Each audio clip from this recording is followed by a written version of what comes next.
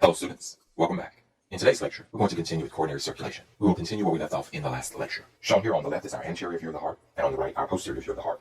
On this slide is all of the annotation from the last lecture. To distinguish this annotation from the new annotation, we will change the color.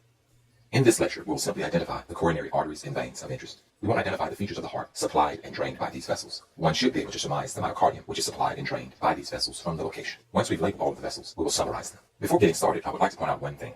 There are really only two coronary arteries. Shown here is the right coronary artery, and shown here is the left coronary artery. All the other coronary arteries that we identify will simply be branches of these main two arteries. Let's label all of our coronary vessels.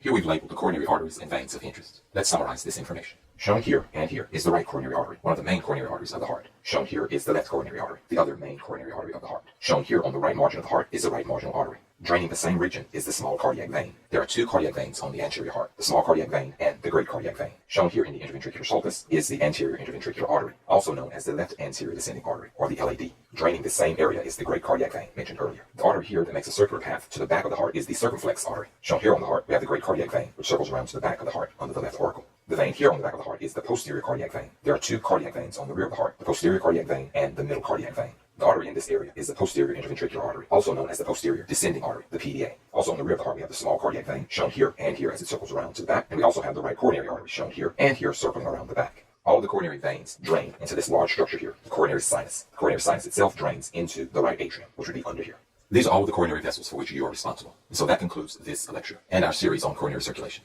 I hope that you learned a lot.